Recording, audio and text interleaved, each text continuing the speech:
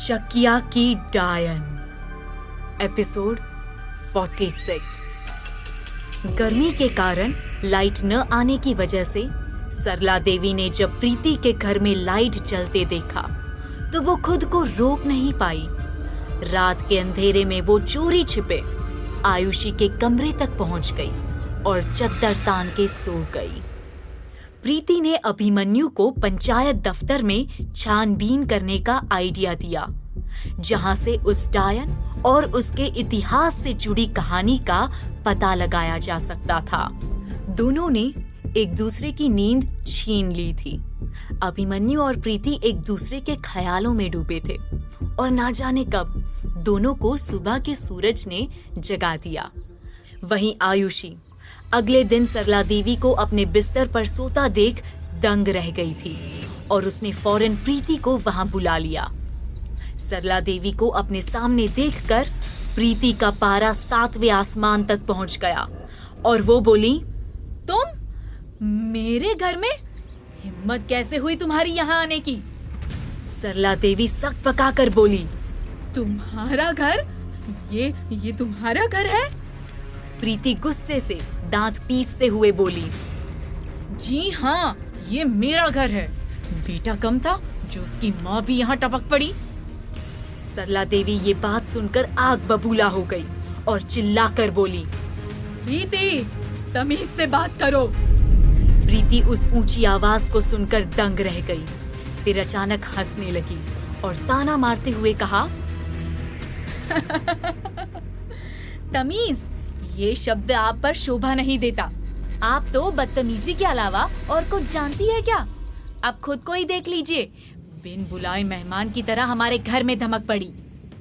सरला देवी प्रीति की जली कटी सुनकर तमतमा रही थी। वो तुनक कर बोली, बस प्रीति बस, बहुत बोल ली तुम।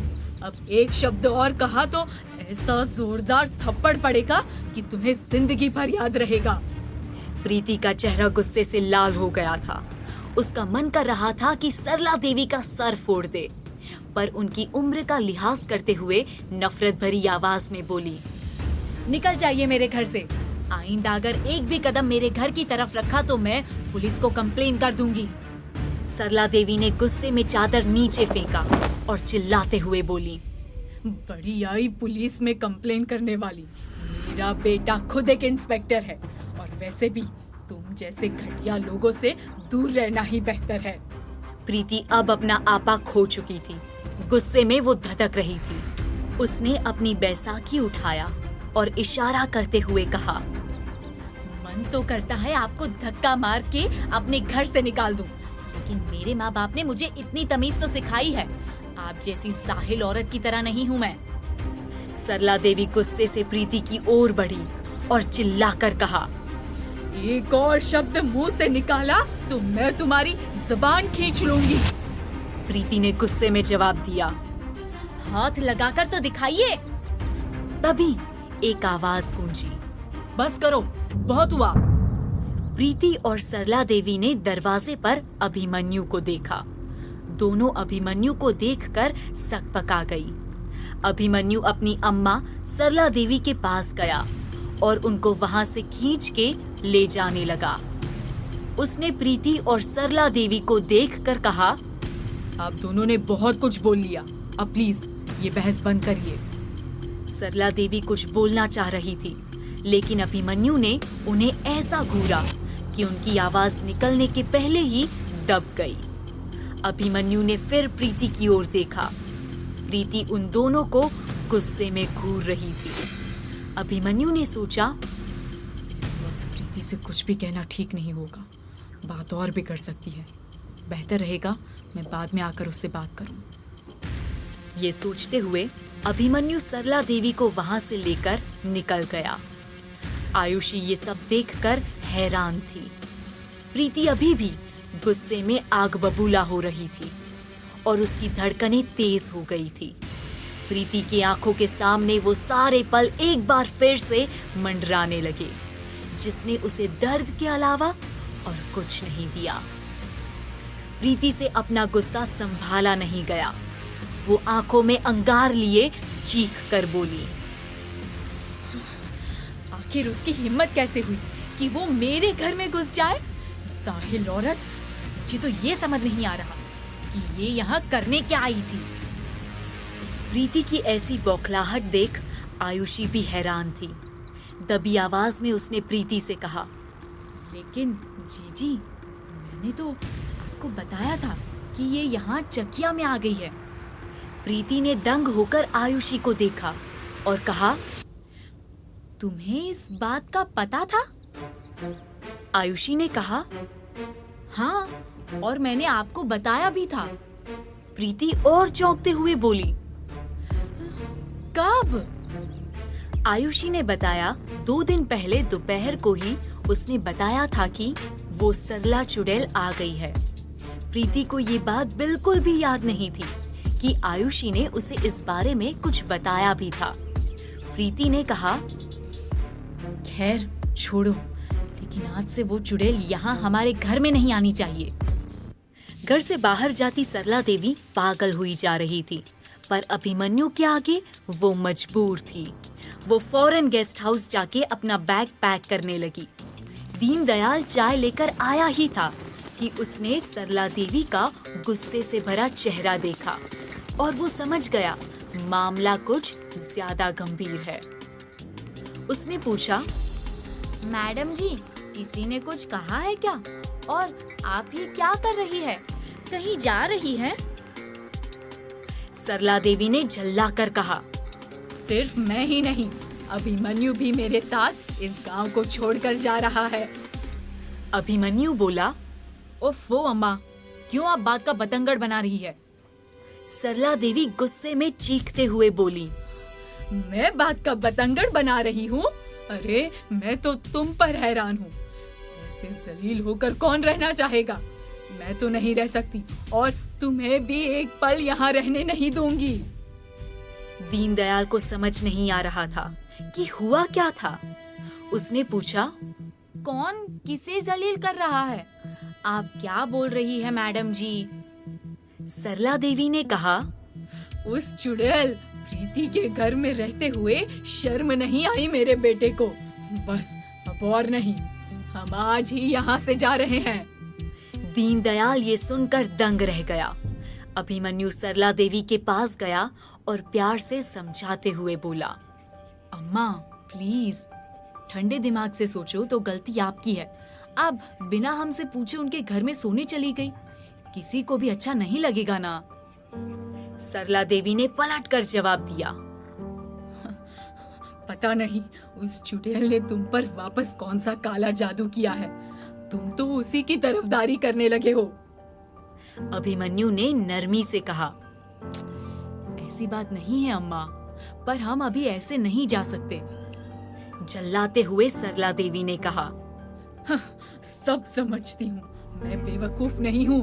ये तो अच्छा हुआ कि आज पता चल गया उस घर में कौन रहता है, वरना जली कटी सुनाने वाले की जीभ खींच लेती हूँ मैं। अभिमन्यु को लगा इस वक्त सरला देवी को कुछ भी कहना बेकार होगा। उसने देखा सरला देवी अपना सूटकेस पैक कर चुकी थी। अब वो अभिमन्यु के कपड़े निकाल रही थी।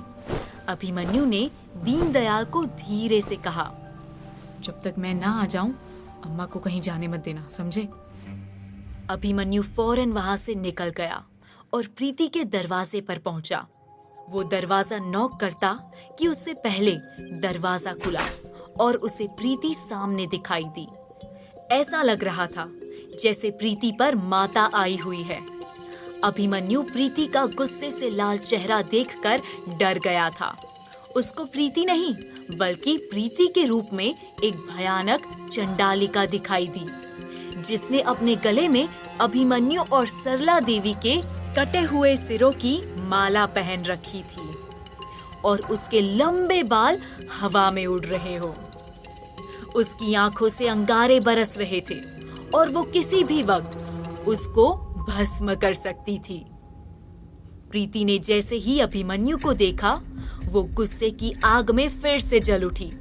उसने अभिमन्यु को धक्का दिया और वहां से निकालने लगी। अभिमन्यु प्रीति की इस हरकत से दंग रह गया था। उसने प्रीति को समझाते हुए कहा, प्रीति प्लीज ऐसा बर्ताव मत करो, प्लीज मेरी बात सुनो।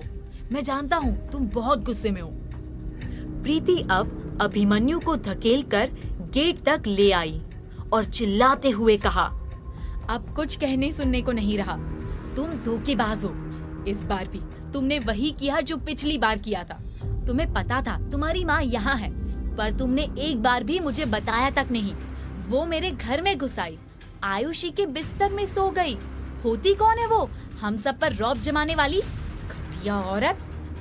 अभिमन्यु को ये सुनकर गुस्सा आया और वो सख्ती से बोला, तमीज से प्रीति, मेरी माँ है वो। प्रीति ने झल्लाते हुए कहा, तुम कौन होते हो मुझे तमीज सिखाने वाले? एक पल के लिए मैं भूल गई थी कि आखिर हो तो तुम उन्हीं की औलाद। प्रीति गुस्से में बहुत कुछ बोले जा रही थी और अभिमन्यु कुछ भी नहीं कह पा रहा था। आखिरकार गुस्से में प्रीति के मुंह से निकल ही गया, तुम लोगों का प्लान समझती हूँ मैं। कीमती फोन दिलाकर माँ को बुलाकर पैसे ऐंठना चाहते हो। और कितने पैसे चाहिए बोलो? सब दे तो दिया था, अब क्या खून पियोगे हमारा? अभिमन्यु ये सुनकर दंग रह गया। उसे समझ में नहीं आ रहा था कि प्रीति किस बारे में बात कर रही थी। उसने हैरानी से पूछा, क्या कह रही हो तुम प्रीति? तुम्हारे कौन से पैसे लिए हैं? प्रीति ने तमतमाते हुए कहा, अच्छा, अब इतने भोले भी मत बनो जैसे तुम्हें कुछ पता ही नहीं कि क्या हुआ था। अभिमन्यु ने कहा, मैं सच कह रहा हूँ, तुम क्या बोल रही हो मुझे कुछ नहीं पता। प्रीति और भड़क गई और तेज आवाज में उसने कहा, जस्ट शट अप अभिमन्यु, बहुत हो गया तुम्हारा और तुम्हारी माँ का नाटक। ये कहते हुए प्रीति का बैलेंस बिगड़ा और वो लड़खड़ाकर गिरने ही वाली थी कि अभिमन्यु ने उसे थाम लिया। प्रीति ने फौरन उसे धक्का देते हुए कहा, डोंट टच मी। अभिमन्यु ने प्रीति के चेहरे पर वही नफरत देखी जो उसने पहले देखी थी। वो पुरानी प्रीति जो उसे कभी प्यार करती थी या जिसने उससे इन दिनों हंसी मजाक भी किया था, वो गायब हो चुकी थी। अब अभिमन्यु के सामने सिर्फ एक अनजान, नफरत से भरी प्रीति खड़ी थी। प्रीति ने अपने पॉकेट में से अभिमन्यु का दिया हुआ कीमती फोन निकाला और उसके पैर के पास जोर से पटक कर तोड़ दिया। अभिमन्यु को यकीन नहीं हो रहा था कि प्रीति ऐसा भी कुछ कर सकती है। अभिमन्यु की आंखों में दर्द साफ दिख रहा था, पर प्रीति को अपनी नफरत के आगे और कुछ दिखाई कहां दे रहा था। प्रीति बेपरवाह भड़कते हुए बोली, मुझे ऐसी कोई चीज नहीं चाहिए जो धोखेबाज और झूठे लोगों के परिवारों से जुड़ी हो। अभिमन्यु की आंखें भर आई थी। ना चाहते हुए भी प्रीति का भी दर्द उमड़ पड़ा और वो भी गुस्से में पलट फूट फूट कर रोने लगी। दोनों इस कदर टूटे हुए थे मानो आज के बाद वो कभी दोबारा एक दूसरे की शक्ल नहीं देखेंगे। तभी जमीन में पड़ा प्रीति का टूटा फोन अचानक बजने लगा। प्रीति ने आओ देखा ना ताओ और अपने चोटिल पैर से उस फोन के ऊपर दोबारा दे मारा। ज्यादा प्रेशर देने के कारण प्रीति के घाव से कुछ खून की बूंदें टपक गई। इधर प्रीति ने जब अभिमन्यु को धक्का दिया था तो उसकी चोट से भी हल्का खून उसके शर्ट पर आ गया था, पर प्रीति का गुस्सा शांत होने का नाम ही नहीं ले रहा था। उसने पास रखी एक बोतल से मोबाइल पर कैरोसिन छिड़ककर आग लगा दी। फोन धू धू कर जलने लगा। ऐसा लग रहा था मानो जलते मोबाइल से उठती लपटें अभिमन्यु और प्रीति के बनते रिश्ते को जला रही थी। अब क्या होगा अभिमन्यु और प्रीति का? क्या सच में अभिमन्यु अपनी माँ के साथ चकिया से चला जाएगा? आखिर ऐसा क्या था प्रीति और सरला देवी की बीच की नफरत का कारण? और किस पैसे की बात कर रही थी प्रीति? जानेंगे कहानी चकिया की डायन के अगले एपिसोड।